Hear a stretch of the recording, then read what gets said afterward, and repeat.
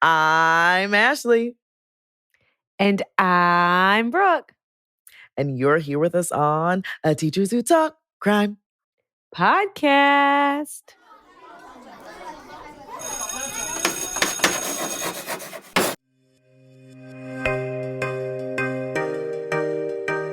So I will start us off. I don't know what land of Delulu these administrators are living in, but I want to know, how do you get there and how much does it cost to stay there? Or what drugs are they taking? Because I want some of those drugs. Like, I want some. My Tylenol that I'm allowed to take is not doing what y'all's drugs are doing. And I would really like to know. Like, I would really like to know how to get to the Lululemon Land or what drugs you are on. Because, and I don't, we said last episode, well, you said last episode that is me growing this small human, but I literally just don't like anybody. I don't like anybody. And I think not everybody, but I think the people I made excuses for, I'm no longer making excuses for, and I'm like, you don't do your job. Like, period. You just don't. You don't do your job.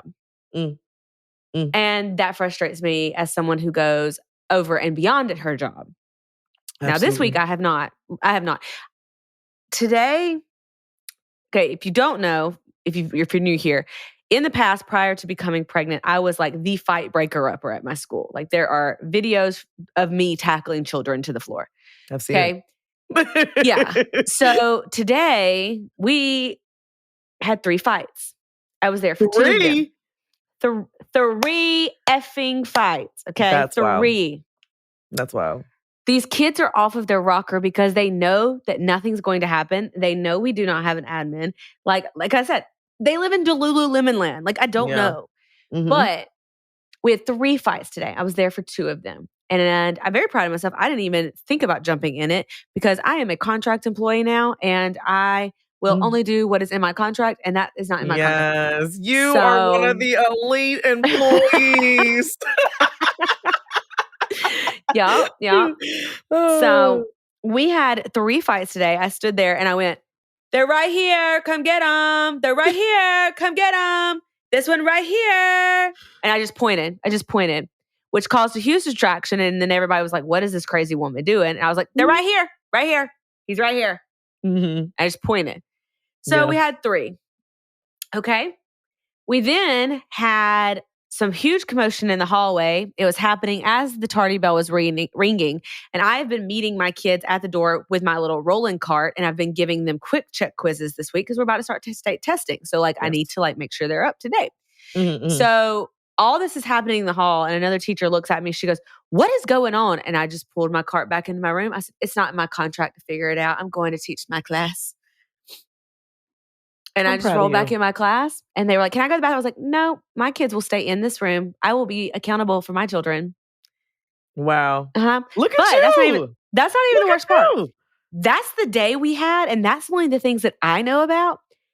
Tell me why on the afternoon announcements, this person got on the intercom and said, we've had a great day today here at blah, blah, blah, blah. No, we have not.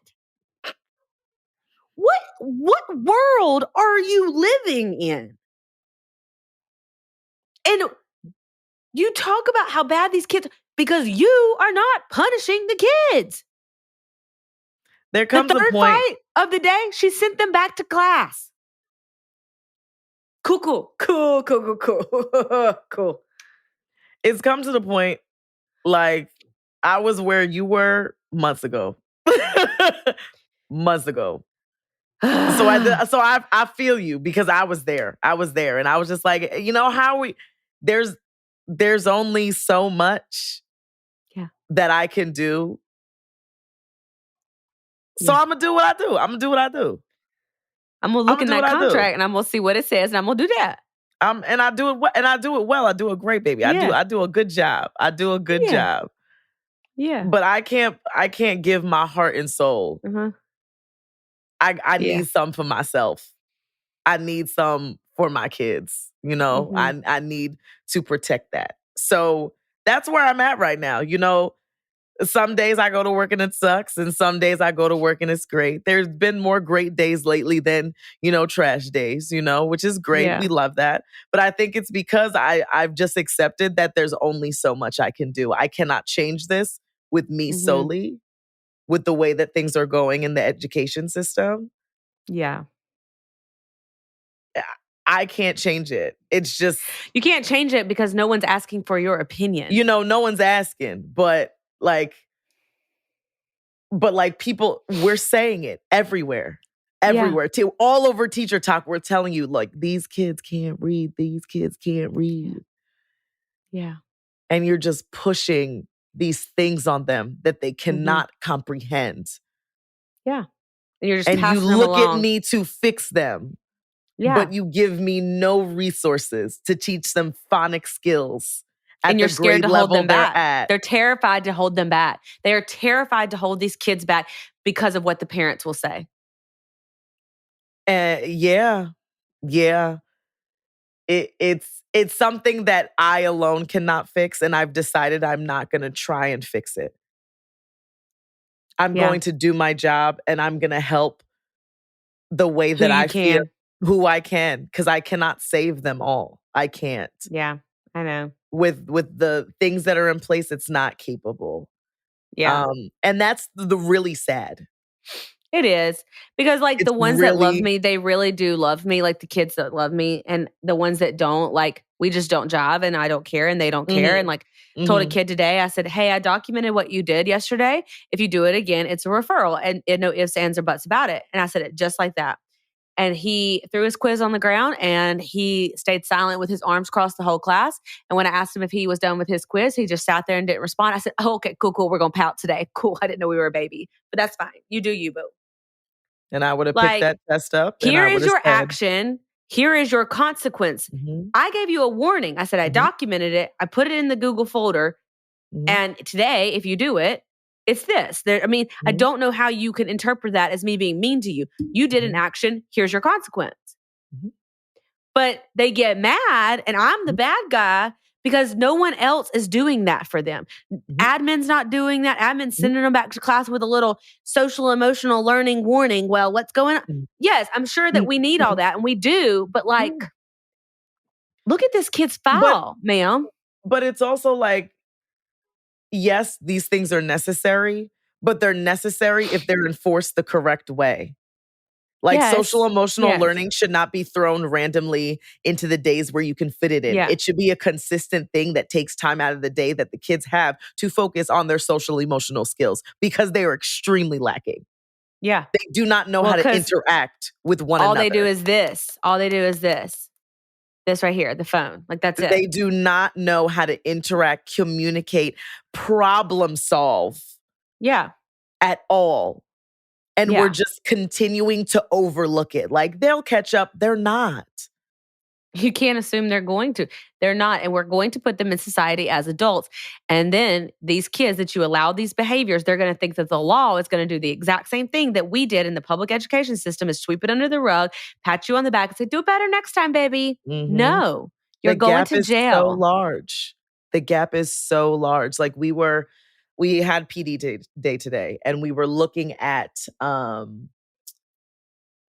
cognitive ages, for different age groups. And I looked for 9-year-olds, because that's what I teach. And I said, my kids aren't cognitively where they're at. So I started to flip back. And I think... Where were they? I think it was about 6, 7. I think it was more on the 6. And I think it was more on the 7, because but even so, because it said, what was the thing that it said? And I was like, my kids don't care. They don't want to make mistakes, and they get upset when they make mistakes. Or they don't like to make mistakes, something like that. That is my older twin, Skylar, to a T. She don't like getting mistakes, but the child don't slow down. She want to rush, and then you're mad when you have mistakes. Girl, you rushed. My kids, I will send them back to their seat countless amount of times. I circled this and it's not done correctly. Oh, let me go do it real quick. No. Let's take a minute. Let's look over this paper as in its entirety. Read it to yourself. Does it make sense to you? Are your sentences flowing together as a sentence should flow? And once you've done that, come back up to me. Okay, 2 seconds later, is back with the paper. I said, if this is the effort that you would like to put into your work that is going into your school record, that's completely fine. I'm not going to keep doing this back and forth with you. Well, the same thing, but they're in 8th grade with me and they end up, like, I'm like, are you sure you want to turn this in? Yeah, I don't care. Because they don't care. They don't care about zeros. Like, it's just, and they're like, I don't know how to do it. Well, did you ask me? Did you come up to my cart and ask for help? Did you listen to the example that is still sitting on the board that we just did as a whole class and the problem looks just like it? You know? So you didn't do any of that. So if you want to take the 0, you're not hurting me. I don't care. My paycheck's coming tomorrow. Like, it's very sad, the state of education that it is right now. It's very sad. And like, but it's also sad in like the generation that's raising kids that we're having to teach. I literally heard a girl in my classroom today, and I quote, y'all, I'm not making this up. And I quote, she's talking to one other girl and 2 boys.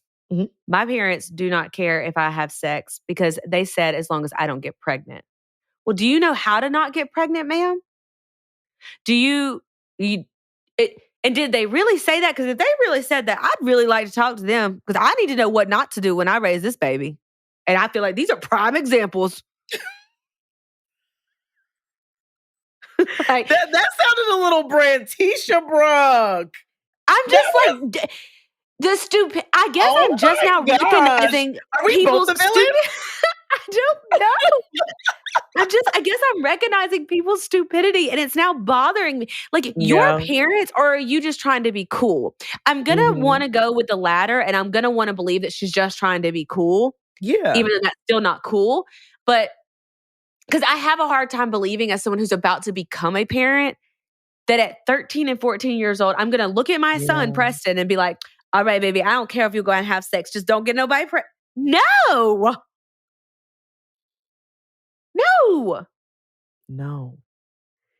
I'm just like, what is wrong? Like, like the amount, like the Stanley girls and all this stuff. Like Skylar and Aria. Getting color books. Baby, they're getting coloring books. Baby, you're not getting no Stanley. No. You're not getting no phone. No. You're not getting those little fancy Ugg slippers. Or Lululemon. Humble yourself. Yeah. Because the day that you come up to me asking for a Stanley, let's go in your piggy bank. Because now, like, here's the thing. Skylar and Aria, they used to get a lounge child. I don't do that no more because, child, they dirty ragamuffins. They ragamuffins. They get on my nerves. They get on my nerves. But they got their little money from their birthday, so they got their money in there, you know? So now, like, they be like, Mommy, you want to pay for it? We go in your piggy bank? Oh, no. That's what Mommy thought. Yeah. Because you want to use Mommy's money. Things aren't free. And I'm trying to, like, teach them these things as decent human beings. Like, you break something in your classroom, you are going to use your money to buy your teacher another one and write her a note of apology. Because you do not come here to destroy things because you get frustrated. We have skills that we have in place. You have strategies that you have learned to calm yourself down. And breaking a crayon on purpose is not one of them. Yeah. No, ma'am. Yeah. And people think I'm hard on them. They say, why are you so hard on them? Because some people are not going hard enough for their kids. Yeah. And it won't be mine. And at the end of the day, if they even sat there for 5 more minutes, they would see how obsessed Ari and Skylar are about you. Obsessed. Like, they know what it is. I'm going to hold them accountable every single time. They're going to be good human adults in society. And I expect all of their teachers to do the same. Yeah. Like, you hold them to the same standard that I hold them. Yeah. And if there is a problem, you call me because I will handle it immediately. Yeah. Immediately. Yeah. Because that is my role as their parent, to make sure they don't come here and make your job harder. Yeah. But because they know better. That are taught no code switching, no time and place, no nothing. Like, I have that boy that I teach right now. Love him to death. Let me preference that. He is I love him to death. He's 6'3", 200 something pounds in the 8th grade. Like, he's a huge boy. He looks like a grown man. So if he is messing with cougars, would I be really surprised? Absolutely not. Oh my God. But let me just tell you what he says. Oh my God. Okay. Let me just say. So we're talking about the Pythagorean theorem, and I was going that's over A squared, B squared? It is. And I was going over how A and B are legs and C is the hypotenuse. And I was like, okay, on the count of 3, everybody point to one of their legs. 1, 2, 3. Oh, okay.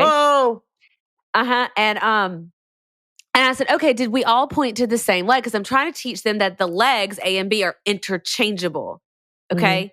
And I normally know what's going to trigger an inappropriate comment from an 8th grader. So I avoid those things. This was never one of those things. He literally goes, I know what leg I just pointed to, and it wasn't my right or my left, Miss Dozier. What? What just happened? What just happened? Huh? And you know what's really bizarre to me? Is like, even if you were thinking that, you had the audacity to open your mouth, use your voice box to produce these sounds, to say it out loud to your teacher? Yes, he did. Are you out of your mind? He did. I was so taken aback. And normally 8th graders don't shock me. Actually, I was so shocked I couldn't even form words. I just stood there. And then when I went to try to go back to the lesson, I went, no, I need to take a minute. I need to take a minute for this one. And I went to my little rolling cart and I jotted down what he said on a piece of paper so I wouldn't forget it. And I just stood there. They were like, are you all right? And I was like, yeah, I think so. All right. Well, let's try to get back to good old Pythagoras. The minute you said the legs, I was like, oh. But it did. No, okay. I stay away from 69 as answers. I stay away from 420 as answers. I stay away, like I know the typical responses of 8th grade boys and girls. Like this one I did not expect. Wow. And you know what's crazy about 69? Because you would think that 3rd graders have no idea what that is. And the other day, because I know the kids I service. Like, I've never heard them talk like this. Granted, they act like they big and bad, but they like stick the middle finger up at each other. And then it's just like, really? That's what you choose to do? Yeah. And I'm like, all right, everybody, turn to page 169. And one of my kids was like, 69. I said, absolutely not. You will cut it now.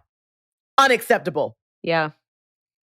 Not in my room. But then you have other kids in the room and they're like, what did he say that's so bad? Yeah, exactly.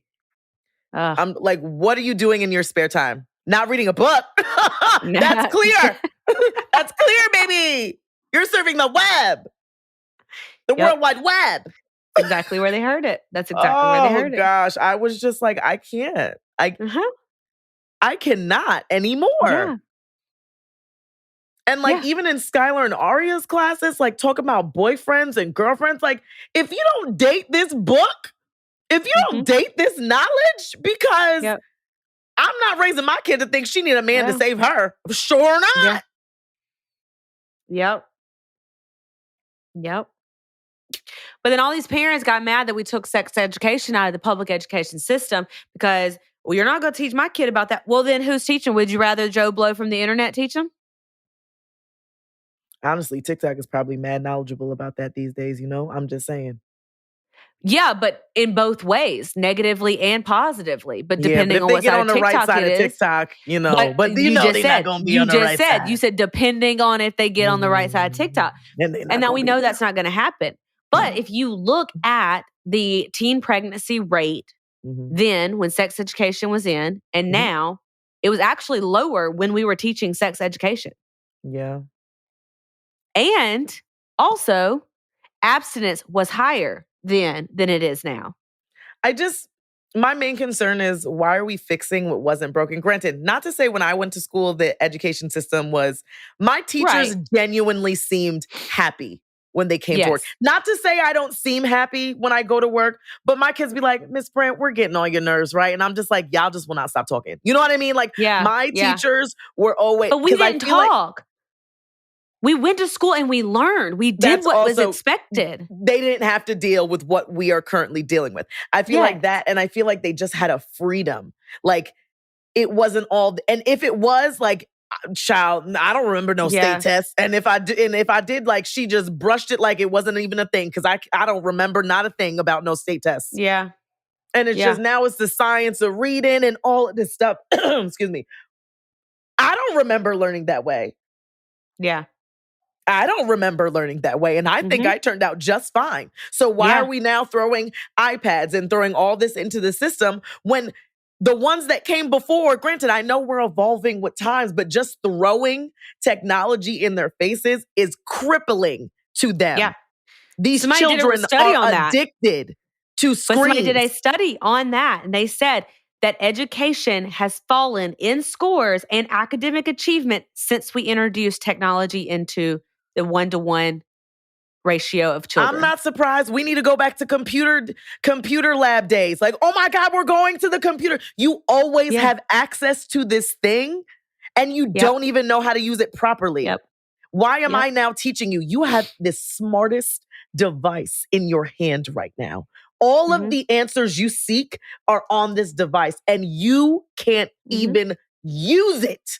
But I will say, I have intended uses. I have one kid, and he is just a mega genius, and I don't know how to teach him, and he's teaching me, honestly. But we're, talking about Pythagoras, and I'm like going over the history of Pythagoras and how he was a cult leader and how he made his followers vow 5 years of silence, and he took all of their research, and the only time they could talk was to him. And that's how the Pythagorean theorem came about. His followers were the ones who showed him what it was, and he put his name on it, basically. So we're talking about all this. I'm like, I'm giving them the history. One student pulled out their Chromebook, and I can see what they're searching because I have my rolling card up, and I'm watching that they're not doing anything they're not supposed to do. And I see him on Wikipedia, and he is fact-checking me, and I loved it. I was not even mad. I was like, this is what these devices were intended for. One kid thought my story was a little bit outlandish. Let's see if she's really telling the truth. They don't they are not curious about things. They are not curious. Their imagination is non-existent. Ask them to create a story, and they're like, what do you mean create? What do you mean? Yeah. But what happens next? I don't know. It's your story. What do you want to happen next? Yeah.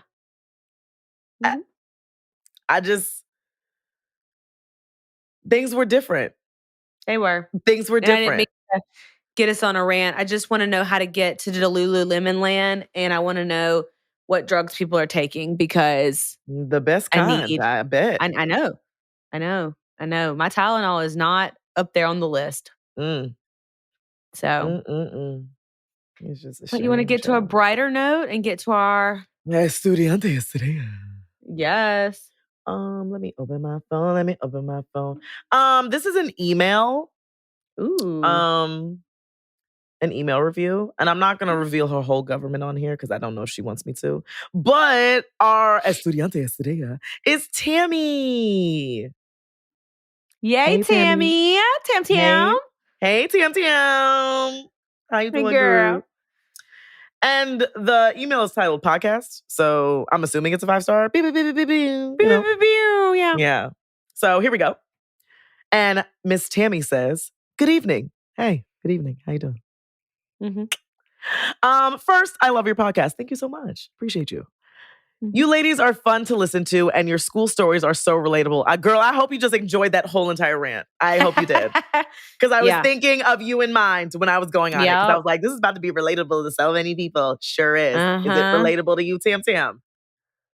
Yeah. Okay. I've been a high school educator for 24 years. Wow. Bless you, Tam. Good job. Wow. 24 years. I don't even know if I'm going to make it to 10. I don't know if I'll make it to 12. This is year 9, baby. Yeah. Baby.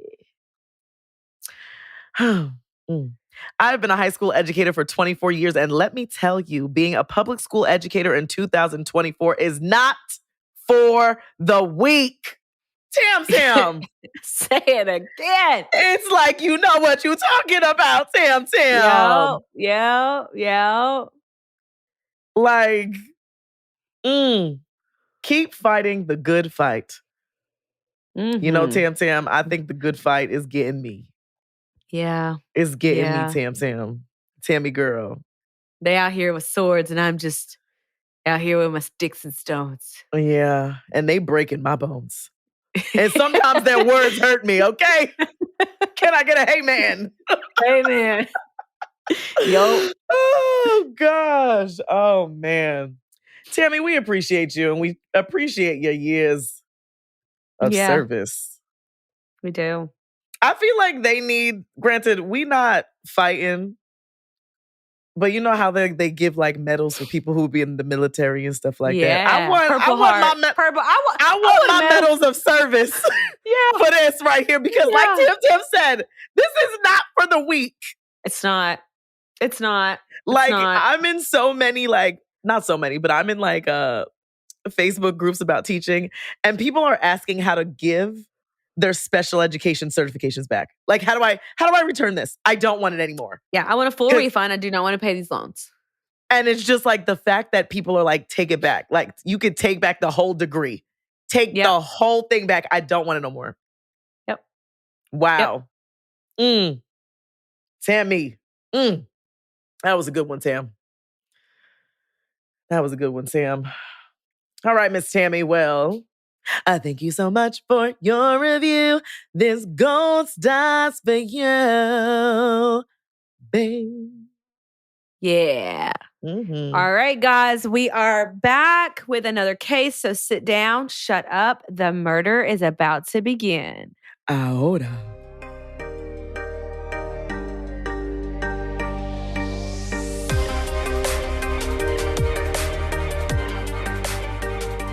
Imagine waking up in your family home and discovering your father's blood on the family couch with him nowhere to be seen. Imagine panicking and running to find your only source of comfort, your older sister, but realizing she too is gone from the family home. Imagine then later finding out that this same comforting, amazing older sister was the one who took the life of her father, ran away with her older boyfriend, and was the mastermind behind it all, stripping her and her younger sisters of any normal childhood and upbringing. Well, that is exactly what 15-year-old Ellen Friar did to her family and her younger sisters. Aaron Friar was said to be a great, hardworking father who loved his daughters, according to his girlfriend, Michelle Robinson, who spoke about his character and his family. Now, Aaron and his wife, who he had these 3 daughters with, they were divorced or separated, and allegedly, the mom did not have much custody of the girls because allegedly she had some addiction issues. Couldn't find that in a ton of sources. I don't really know. She was still active in their life. I do want to make that known. She was still active in their life, but the girls lived with Aaron in his home and he was a single father. So understood. Okay. Mm-hmm. But he was dating Michelle, who the girls were very fond of. But first, let's go back to who this family is and how we get to this point. However, I will say this is nothing that we have not discussed before, as we have seen young grooming love gone wrong, but was it really?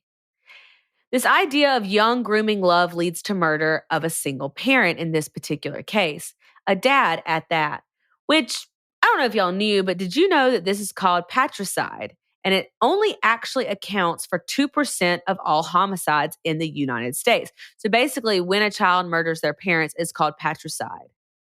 And it's only 2% of all the homicides in the United States. I thought it'd be a little higher because that's what I said. That was my next sentence. I was like, from our podcast alone, I would have thought this number would have been a little higher. 100%. Like 2% don't seem like nothing, but then we're covering all these cases. So it's like, yeah. maybe run that one again, guys. Maybe run that check one that again. data again. Send it back to the machine, you know? Yep. So today we are discussing a patricide case where not a sibling. So today we are discussing a patricide case where a child does end up, in fact, murdering or being responsible for the murder of their parent. That's crazy. And this is the Friar family, Dad, Aaron Friar, and his 3 daughters, the oldest being Ellie Friar. Her name is Ellen, but she goes by Ellie. It's Ellen Rose Friar. We're going to be calling her Ellie moving forward. Okay. Ellie was 15 years old at the time of her father's death. Ellie was a sophomore at the local high school in Oregon, and she actually met her then boyfriend, Gavin McFarland, through the halls of the high school. Now, Gavin didn't pay her much attention because Gavin was much older than Ellie. Gavin also dropped out of high school right before his graduation. But that did not stop Ellie from DMing him and striking up a relationship. Keep in mind, Ellie is 15 years old and Gavin is 19 years old. Yes. And Ellie's parents, both, even though they were not together, did not approve of this relationship. Wonderful. And they asked Ellie to stop speaking to Gavin immediately because this was inappropriate. This was not legal. They did not have parent consent. She was a minor. Yes. And she told both of her parents, okay, I did. No big deal. You can get off my case. But we will learn that she, in fact, did not. So on the night of October 1st, 2017, Aaron was asleep on the couch when he heard a bang and woke up to find Ellie in the hallway. She claimed she was going to the bathroom and just knocked something over. Aaron told her to be more careful and stop scaring him, as there had been a recent break-in on the house the day before. That's why he was kind of like sleeping downstairs. Then on October 2nd, 2017, around 6:45 a.m., Aaron Friar's girlfriend called 911 and told police that her boyfriend, Aaron, and his oldest daughter, 15-year-old Ellen Friar, were missing from the home, and blood was found on the couch in the living room. Not only a little bit of blood, but a lot of blood. That did not, I said a lot of blood. A lot of blood. A lot of blood. I wasn't going to say nothing, but I was processing it in my brain. I was like, la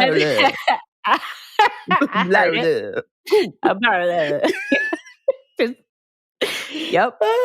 That happened. Okay. It kind of sounds like you're saying, had a laugh. This is like a little Wayne night. It's a little Wayne night. Well, Wayne night. Yep. Oh, gosh, that's funny. Oh. Okay, let me blood. Blood. Don't say blood. Don't say that. Don't say that. Oh, gosh. So on October 2nd, 2017, around 6:45 a.m., Aaron Friar's girlfriend called 911 and told the police that her boyfriend, Aaron, and his oldest daughter, 15-year-old Ellen, were missing from the home, and blood was found on the couch in the living room. Now, this was not just a little speck of blood. This was a lot of blood. She informed the police she had not been the one to discover the scene, blood, or the fact that Aaron and Ellen were missing, but that it had been Aaron's other two daughters who woke up that morning and discovered what was happening and called her for help. So she immediately goes to the house. She was not there. She was not staying there. She did not live there. She was just his girlfriend at the time, but the kids knew him. And when the older child woke up, other than Ellen, so I guess the second oldest, she saw what was going on, and she called Michelle. Michelle came over. Michelle called the police. Got you. When the police arrived, after the call was made, they spoke to the two sisters who were 11 and 8 years old at the time of the incident. The younger of the two didn't have much to share, knowing little about what could have happened. But the older one gave the following statement to police, which was brave and beyond helpful in this ongoing investigation. She explained that she woke up to her dad yelling, followed by sounds of something crashing to the floor against the wall. She said she remembers this taking place around 5 a.m. that morning. She then tells the police she came out of her room and into the living room where she notices the couch. She put her hand on the couch at a wet spot and snatched it away immediately, realizing it was blood. She then flipped on the lights to see just the amount of blood that was present in the living room, knowing that it was not good, whatever it was. When police questioned her about who her dad could have been yelling at that night, as it seemed he wasn't alone, she told them that she did recognize the voice and could easily place the voice of Ellen Friar's boyfriend, 19-year-old Gavin McFarland. And if you are doing the math, then yes, again, Ellen was 15 and Gavin was 19. And the 11-year-old sister confidently confirmed it was, in fact, Gavin's voice she heard. No hesitation. Like, this child was like, yep, it was Gavin.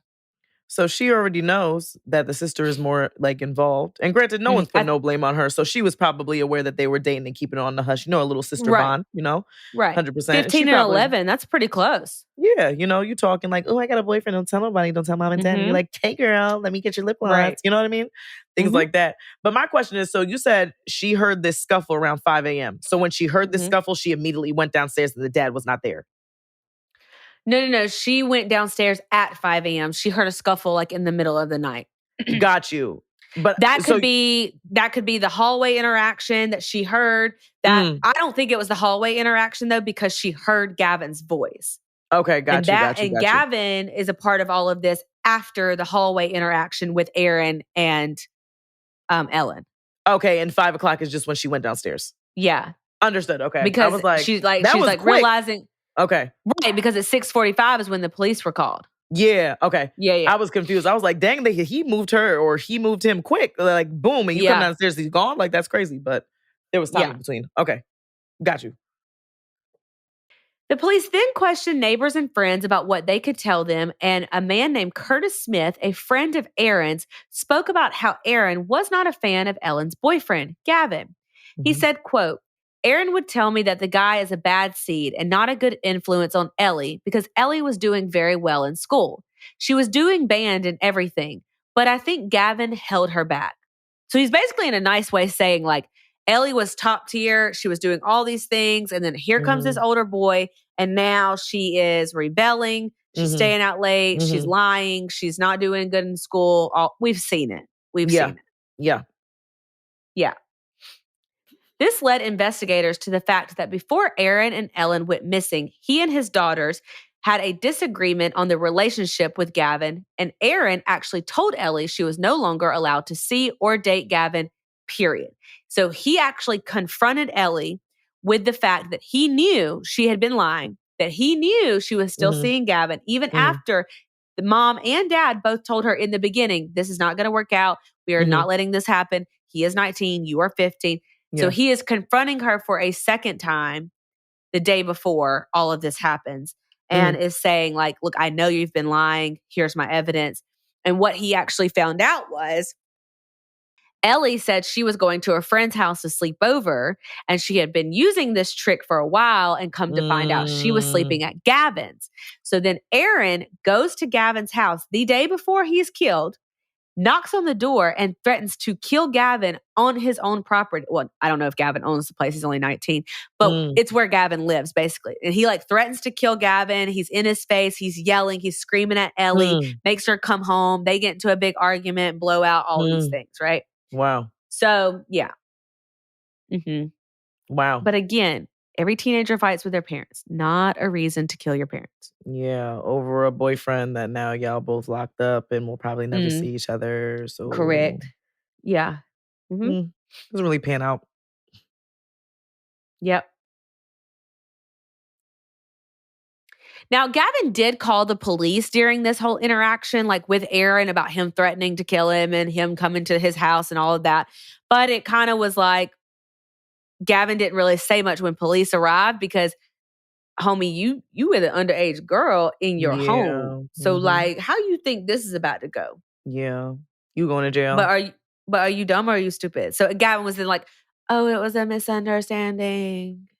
Just kidding. Sorry. Yeah. I won't do it again. Exactly. Kind of thing. Because you called the police to your house where you are harboring an underage girl.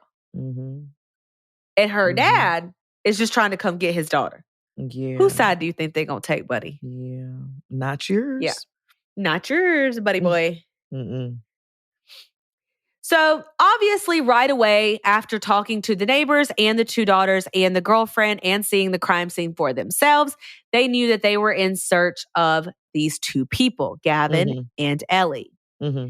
Now, we still don't know where Aaron is. And after the police have talked to the neighbors, the daughters, the girlfriends, they've seen the crime scene, they've done all of the things, they realize that they need to go and search for these three people, Aaron, Ellen, and Gavin. It wouldn't take long, however, to spot two of the three that they were looking for because police spotted the couple walking down the street along with a third man that was 22-year-old Russell Jones. Now, he's a new character in all this, and we don't really know much about Russell Jones. We just know that he worked at some kind of surveillance shop and called himself a protector. And I did air quotes if you are not watching on YouTube. A protector? Right. And you're also 22 hanging out with a 15 and 19-year-old, but who am I to judge? A protector? Mm-hmm. Like you a bodyguard? Well, you'll see the video. Oh, Lord. Yeah. However, there is still no errand or news of his whereabouts or well-being. So they did, in fact, find 3 people. It just wasn't the 3 people that they were looking for. They added this new character into the mix that no one had even told them about. No one at the scene even knew a Russell Jones. No one mentioned a Russell Jones, but here's Russell Jones hanging out with Gavin and Ellie. So the 3 were instantly taken into custody and separated so that they could see what all 3 had to say individually, aka who would roll on who first. And let me tell y'all, you are not ready for the level of psycho these interrogations displayed. First, let's start with Ellie herself. So she remained super calm and super soft-spoken, playing dumb in the beginning, barely even speaking. She refused to speak, and they she came in to the interrogation and immediately started acting like a baby. She's 15 years old and she was coloring with crayons in the interrogation room. Would not talk. When she did talk, she used a baby voice like this. She just used her little baby voice. Used a baby voice. Yeah. They had to put a female guard in the doorway before she was being actually interrogated. And at one point she turns to the female guard. She's like, can I just get a hug? And that's one of the few things she actually said. Yeah. Super strange. Super weird. I don't like that. I don't like that. Yeah. Super weird. First of all, why are you coloring? Why are you coloring with crayons? I like coloring, so I'm not going. I mean, I like coloring too, but she's 15 and she's she's 15 and she just got arrested for the disappearance of her dad, and you're coloring a picture? I mean, maybe she's a little stressed, and like that, maybe that's her way to deal with the stress. I was like, cool, girl. I like to color too. However, that baby voice stuff and that, can I get a hug? You're not here for something that damn well you did. And I don't know if you're trying to play the insanity card, maybe I'm and this is my other personality that's erupted because of this trauma. But girl, I'm not buying tickets to the show you're selling it for. Right. Because I'm not believing you. So they had this female investigator come in and talk to Ellie first. And the female investigator sat down and was like, hey, she says, hey. And Ellie says, hello. And she goes, what's your name? That's the 3 things that were said. And I quote, hey, hello, what's your name? And Ellie said, I have the right to remain silent. All in her baby voice. Those are the things that were said. And the female investigator says, okay, well, you do, but in the state of Oregon, you legally have to give us your name and your address. So even though you want to remain silent, you at least have to give us those 2 things. That's the law. Yeah. And I actually didn't know that, but some states require that and some don't. So it just depends on your state. And in Oregon, they do. So they tell Ellie that, and they tell her well, you kind of got to tell us your name and you got to tell us where you live. And I think your age. And so Ellie goes, okay, well, my name is Rain. I'm 18 years old and I graduated with honors. So the first sentence out of your mouth to investigators is a straight up lie. Baby girl, you are not on the right foot. Rain. Also, you didn't even lie about stuff that they couldn't even verify. They can go and verify that your name is not Rain and you are not 18 years old and you did not graduate with honors. Because, baby, you still in school. Exactly. What's wrong with her? I don't know. My name is Rain. I'm 18, but I'm talking like a baby. Again, are you trying to put on this alternate personality or... Yeah. I don't even know. The show that you're selling tickets for, not going to buy them. She was the longest interrogation because she wouldn't talk. She wouldn't talk. She wouldn't talk, but they did everything that they were supposed to do with a minor. Legally, they did everything they were supposed to do, but she never lawyered up. So it's they could keep talking to her, but she wasn't talking back. Well, she did eventually open up. And when she did, it's amazing how she found her real voice. Weird. I guess this was Ellie talking now, huh? Not Rain. Yeah, exactly. It's just crazy. So she started using her real voice and not the baby voice, and she alleged to the police that her dad, Aaron, was actually not a good father and that he abused her, saying the following, quote, "My parents were very controlling. My dad is very abusive, verbally, emotionally, and a few times when I did something he didn't like, he would grab me right here," pointing to her throat, "and he'd pin me against the wall," unquote. She said that she simply wanted to run away and that was the plan all along, but that it was Russell Jones who showed up to the home during the whole runaway plan with a machete. Keep in mind, Russell Jones does not know Aaron at all, has never met him, nor has he ever spoken to Aaron. But for some reason, as Ellie claims, he just randomly shows up to the house for this planned runaway with a machete, ready to kill Aaron. Yeah. Seems likely. Ellie then added that Russell attacked Aaron, again, for no reason whatsoever, and that she heard her dad scream, and so she took off running, and that's all that she knew. Then why were you all found together? Right, walking down the street together. Hand in hand. Skipping. Yep, just skipping. Yep. Mm. Dippity-doo-dah, dippity-day. Mm. So now that police have gotten Ellie to roll on at least one of the boys, they used this as leverage and went straight to Russell Jones and told him exactly what Ellie had just said about him. But keep in mind, because I'm going to let Ashley, and you're going to hear the clips, but I'm going to let Ashley watch it while you guys hear it. There's 3 little clips. As they're interviewing Ellie, the other 2 boys are sitting in their rooms by themselves alone. Keep that in mind. Now, when you are sitting in these interrogation rooms, guys, just for future reference, if you ever get put in an interrogation room, the cameras are rolling. Okay? Mm-hmm. So even though you're alone, they can see you. You are not alone. Just want to preference that. But I'm going to let Ashley play these clips of Russell Jones, quote unquote, alone in the interrogation room and him talking to himself. But you can now hear them.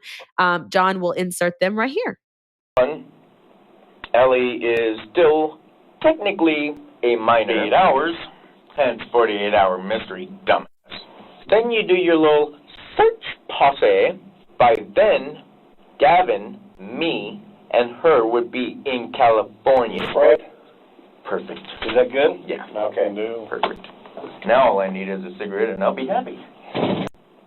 Ellie is still technically a minor. 8 hours, hence 48-hour mystery, dumbass.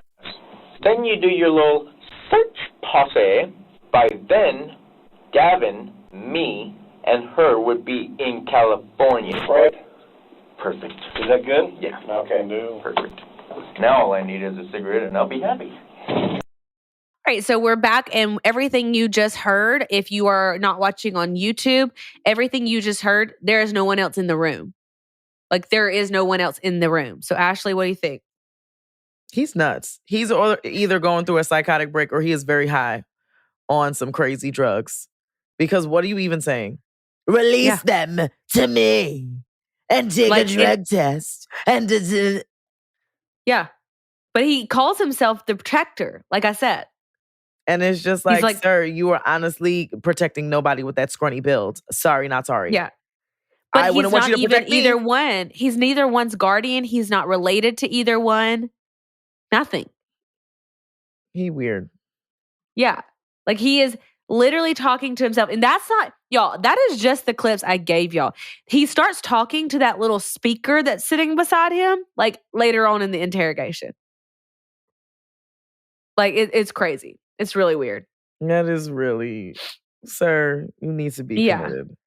Because and then when a detective, like an investigator, comes in or something, they have him like sign, his Miranda rights or whatever. And he asked him, he was like, "Well, can I just ball this up and shoot it at the judge's house?" And the officer's like, "Well, that probably wouldn't go over well for you or me." And he was like, "Well, why wouldn't it go over well for you?" And he's like, "Yeah, you would have had to release me. And that's probably not a good idea, is it?" Yeah, like it's wild. Now, his interrogation is like an hours long. So obviously we don't have time for that. but y'all can see his state of mind. He's unwell. From these clips. Yeah. He's unwell. So they've just confronted Russell with this idea that Ellie has given them about Russell being the one that showed up to this planned runaway with a machete, and he randomly attacked Aaron, and Ellie didn't know anything about it, blah, blah, blah, blah. And Russell's like, yeah, hell no, that is not what happened. And he begins to tell his version of events after he does all this craziness that you just heard about. And his story points the finger directly at Gavin McFarland. Russell tells police that Gavin was the one who attacked Aaron, and it wasn't with a machete. There was actually no machete at all involved in this crime. So why she said that, I don't know. It was in fact a baseball bat. Russell said the following, quote, he goes into the living room, beats the crap out of the guy. I walked through the front door and I see a dead body. Now, remember, Ellie's sister said she can clearly place Gavin's voice in the living room with her dad that night. So this is making more sense to police in comparison to Ellie's story, which is looking more like a bold-faced lie. So Russell does admit to having involvement in the crime, and he says that although he did not kill Aaron, he was there. He did see the accident. He did see Aaron's body, and he did help Gavin move Aaron's body out of the home that night, and they put him in a tarp, wrapped a towel around his face so that it would stop the bleeding, loaded him into the trunk of Aaron's own car, and dumped his body, along with other evidence off an embankment. And investigators were like, oh, bingo, like we've got it. Great. This is awesome. This all sounds really good. Yeah, Russell, sign right here. This is great. So basically, if all that's true, Russell, like, and you say that that's Gucci bandana, like, can you take us to this said embankment? And Russell's Delululemon is like, yeah, I can. Load up. And he takes them. So he actually takes the police to the dump site, which is an embankment in Medford, Oregon, located in the woods. And that's where they not only found Aaron's body, but also the baseball bat that Russell said was thrown there by Ellie Friar herself. Yeah. So her fingerprints gonna be on it. The two stories that they had were being looked at, and it seemed as though Russell's stories, even though he is cuckoo for Cocoa Puffs, as you just saw, was coming up to be the more factual story, whereas Ellie's was falling short over and over again. It seems like Ellie could not tell the truth to save her own life. She even lied about her name and her age. She lied about the weapon. She lied about who did it. She lied about knowing what happened. She lied about her dad being this horrible person. And we'll get to some more of her lie. Yeah, we'll get to some more of her lies. Yeah, exactly. And although Russell is a loony bin, he is like, well, let me actually tell you what happened. Maybe he just needed to get that out of his system before he told the truth. Maybe he did. Maybe he did. Yeah.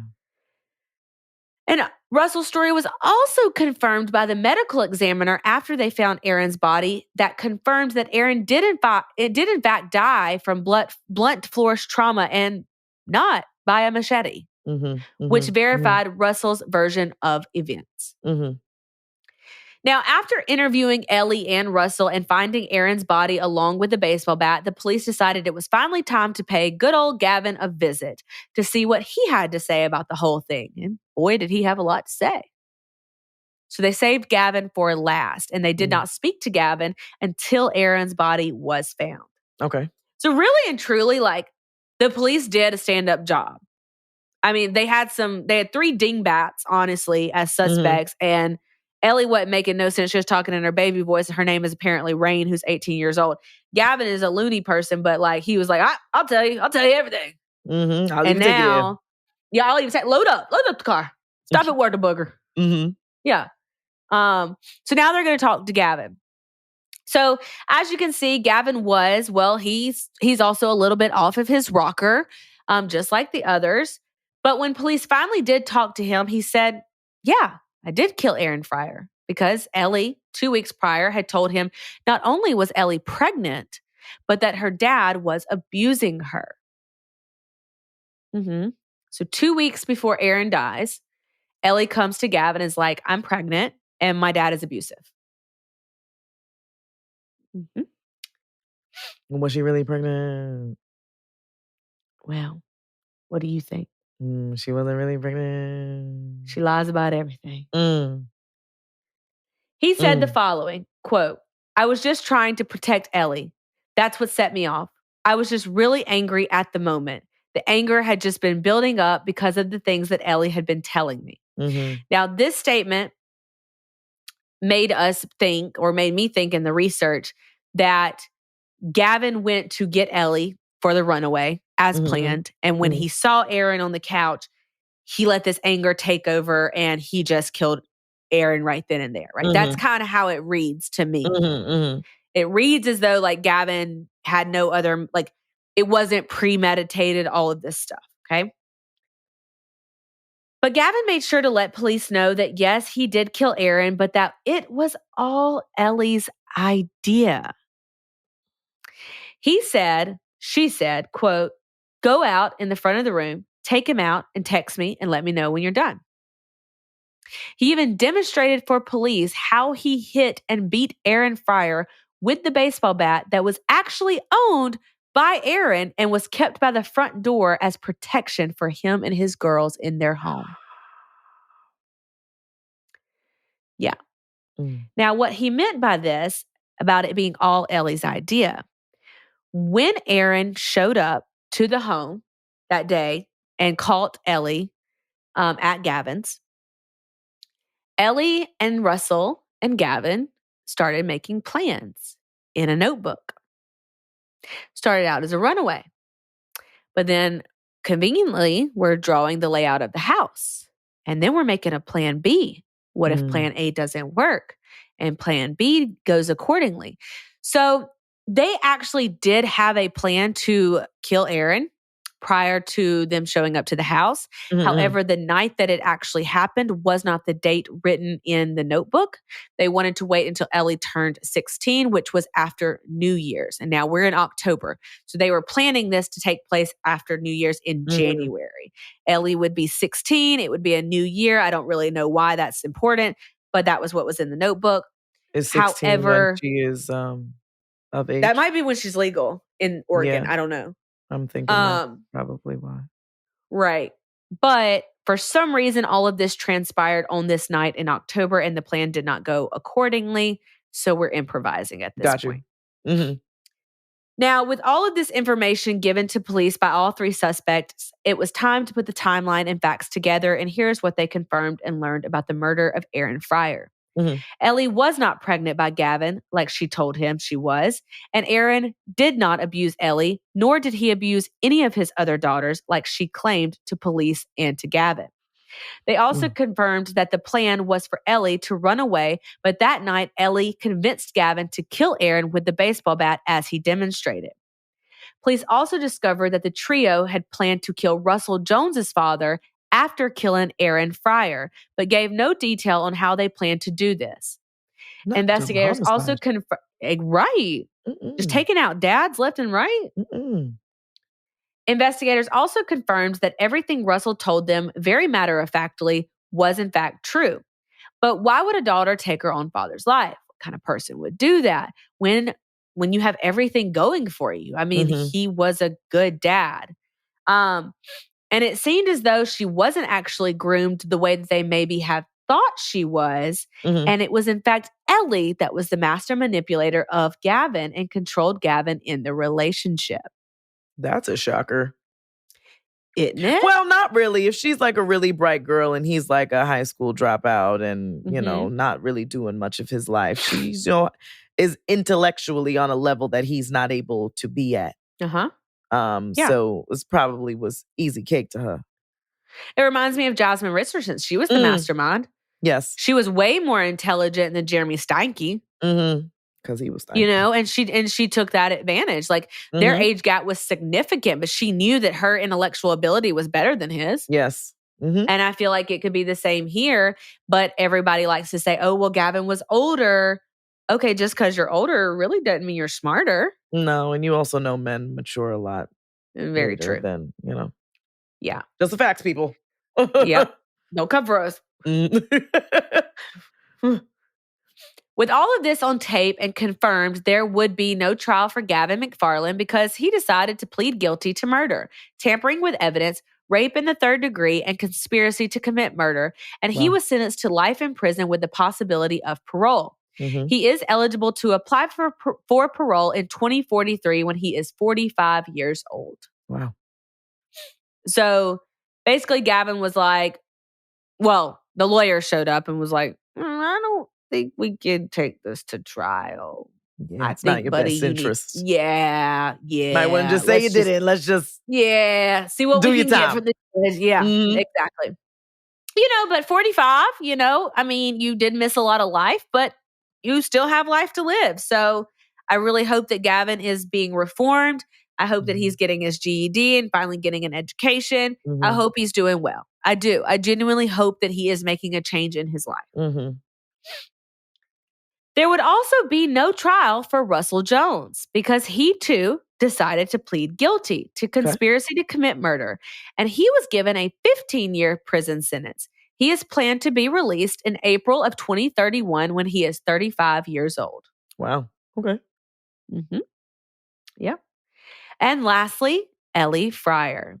She too decided to plead guilty after thinking she had the police fooled and under her spell, but not before her attorney told the court that Ellie was manipulated by an older boyfriend and claimed that she endured years of emotional and sexual abuse from her father, which the court then said, you have no proof of. And she pled guilty to conspiracy to commit murder and conspiracy to commit burglary in the first degree. Okay. She was sentenced to 25 years in prison. She was to start her time at a juvenile facility where the judge hoped that the resources in this facility would give Ellie a chance to change her life. She will be able to apply for parole in 2041 when she is 39 years old. Wow. Wow. However, before being whisked away by the police, she told the court that she can't erase the past, but has learned forgiveness from Jesus Christ.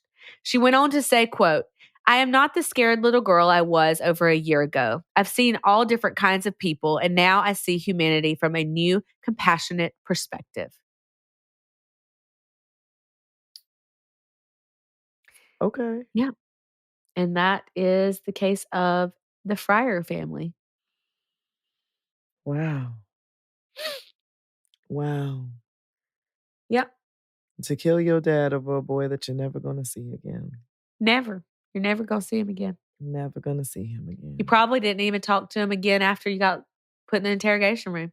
Probably not even writing letters to one another. Nope. Yeah. That's a shame. That's a real shame. It is. It is. One, you ruined your sister's life. Like you didn't just take your dad's life. Like that's one thing, and that's horrible in itself. You ruined your baby sister's life. Like they barely had a mom. Your mom was pretty much absent. I mean, she was active, but that's not who you lived with, right? That wasn't your main parent. So your sisters didn't go to her. Now they don't have a dad. Like, look what you did. Yeah, you destroyed a whole family for your selfish needs and one, you thought you weren't going to get caught. You're a child. I mean, you might have manipulated him, but you can't manipulate trained professionals. You tried. You tried. And you failed. Yeah. Immensely. Immensely, because you did not do a good job. Rain. You didn't do good, Rain. You didn't do good, girl. I don't know what TV shows you were watching to prepare for that Academy Award performance, but you did not win the Best Actress, baby girl. No. You did not. And I hope you get your life together. And I hope you're realizing that no man is ever worth you compromising your morals or breaking up your family, because at the end of the day, that's just a man and there's a billion of them on the planet. Yep. That one's not for you, baby. He's not the end all be all. Nope. He's not. You should have focused on those books. Yep. And I mean, it kind of, I was very torn about who really maybe was manipulating who. I watched the interrogations, and she did seem like she was trying to manipulate the police, but again, she's trying to cover her ass. So that part was given. But when I found out that she lied about being pregnant, I was like, oh yeah, she's the manipulator. She needed some fuel to that fire to get, to get she Gavin needed to get him it. angry enough to want to protect her and the baby. Yeah. Yeah. Exactly. Yeah. Again, but you lied about things that could be proven. Like your lies weren't even good. They were horrible. Like, there was not a cut on your dad when they found his body, but yet you said he died by a machete. A machete. Lie. And they're a pregnancy test. Of all of all the materials or tools you could have chosen, you chose a machete. Like they weren't going to find his body. Yeah. Like your crazy friend Russell wasn't going to sell you to the fishes. Oh, yeah. He might need to have had a few little breakdowns here and there, but he sold you out, baby. But he definitely, immediately, you were never, with the crew that you was rolling with, you were never going to get away with this. No. Absolutely Ever. not. Nope. Wow. I wonder what those girls are doing with their lives now. I know. That would be... I hope they're doing well. I do too. I really do. And I really commend the 11-year-old for like speaking up and having the memory that she did and being able to place Gavin and not being terrified and speaking to police. So grown. But I guess an event like that will make you grow up fast. So yeah. So I hope she got the, healing she needed from that situation. And she's out here thriving and living life. And same for little baby sister. Hope she's doing great too. Me too. Me too. All right, y'all. Well, thank you, Brookie, for bringing us that. You're welcome. I need to go finish packing and tidying up my apartment. Sorry, sent it your way. Because I leave for New York tomorrow for spring break. Spring break, whoop whoop. So we finally made it. So excited, but my apartment is in shambles, and I have not packed a thing yet. You go do that. I am going to wash my face and go to bed. All right, love that for you. Dream a little extra for me because I'm not going to bed for a while. I will. I got you. Well, have an extra drink for me. Yeah. Yep. Well, so I won't be drinking all for a my while. friends have left New York. No, just in general. When you have your next one, have one for me. Okay, always. I'm always doubling up for you. God, thank you. Thank you. Always. Always keeping you. And remember, guys, when Preston is due to be born into the world, we have decided that, as in it's just been me. I don't need baby gifts. I just need everyone to send me a case of White Claw. Thank you. You're going to be covered with White Claw, girl. You're going to be raining. Make it rain on them. Yep. Yes. I love that. So. I can't wait to come down and visit. Yep. It would be nice to have a little cuddly baby. Oh, yeah. Yeah. Just cries and just needs the basic necessities. He does. Yeah. Can't wait for that. I can't wait. But as always, guys, the bell don't dismiss you. We do. So we'll see you next time. Bye.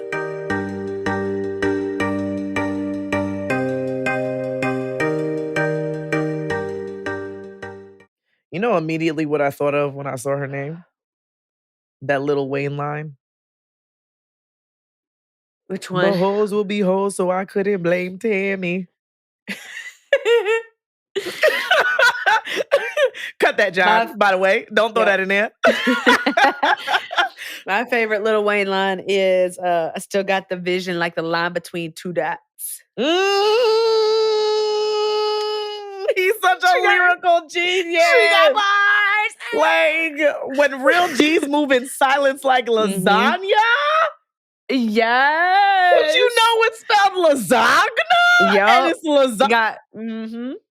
I got 10 bathrooms. I be shitting all day. Period. Yep. Or is what I came through with something like the subject and a predicate? Like, we should be learning from him. He's teaching us. Genius. Synonyms, similes, and metaphors. Like, he is just... Also, I did not even know that him and Chanel West Coast dated. Ew. Yeah. They were like each Chanel other's West like Coast? he was her like first love. Ew. Yeah. Why did we never know this? Ew. Because I just saw a TikTok about it and it was like, even with Lil Wayne dropping a new album and doing all of this stuff, he still found time to go to his first love's birthday party, ex-girlfriend Chanel West Coast. I was like, whoa. I was like, wait, did I just read that right? Are we sure that's real? And I'm just saying they broke up because her laugh. He was like, no, I gotta go. Yeah. I gotta go. I mean, I'm not gonna lie. As I've gotten older in age, my laugh has gotten way more obnoxious and I cannot control it. No, you're not. No. Her no. It's Have just you've heard her laugh, right? Oh, 100%, because she used to be on that show. Yeah. What is Oh my gosh. What is it called? I could see it. It's not Jackass. It's the other one. It's the Rob Dyrdek. Oh, what is it? What was it? I gotta look What it up is now. it? Rob Dyrdek. Ridiculousness. Yes. Yes. Yes. Wow. I used to love that show. I did too. Speaking of shows, finished the Onset. You did? Quite Onset. Oh. So I need to watch it. It ruined me. Yeah, I bet it did. Yeah. It ruined me because you're seeing all these shows and I remember watching the scenes that they talked about and being like, that's funny. And now being an adult being like, that's inappropriate. Yeah. That is inappropriate. Uh-huh. Why are you squirting this water on this girl's face like this? Uh-huh. Why is she everywhere holding melons and putting tomatoes to sleep in a bra like it's a hammock? Mm-hmm. Things aren't making sense. Yeah. And he's a creep. He's a creep. And then the pedophiles that they had on the shows. It's just like, what were y'all doing? What were the parents? Again, where are the parents? And some of them were on there. And the one mom, she was like, something wasn't right. And she knew it. And then, what's his face is on it? Drake Bell. Yeah. Like he's coming out. So his dad was on it crying. He's like, I knew he was going to get. And I'm like, wow. And wow. Because the you have to see it to see the downfall of like what happened and how he because the dad knew. His dad knew. But then the man weaseled his way in and did what he did. I'm just like, that is the Amanda show I'll never be able to look at the same. Yeah. Well, I mean, look at her now that we know they did her wrong. 100%. Yeah. There's a reason why there's a reason why Ariana Grande not talking. There's a reason why. But see, that's the thing is why? Why are you not talking when it would not jeopardize your career? Your career is super high. I feel like they signed NDAs though and like gave them hush money though. I feel like because Jeanette McCurney came out and said that they offered her what, like $300,000 or some shit like that? Yes, but what is $300,000 to Ariana Grande? A drop in a bucket. She can pay it back and be like, look, I don't want this, so I'm going to go talk now. She hasn't spoken out. Victoria Justice hasn't spoken out. Josh Peck from Drake and Josh, he's like team whatever his name. Jamie Lynn Spears, she hasn't said nothing. Spears, yeah.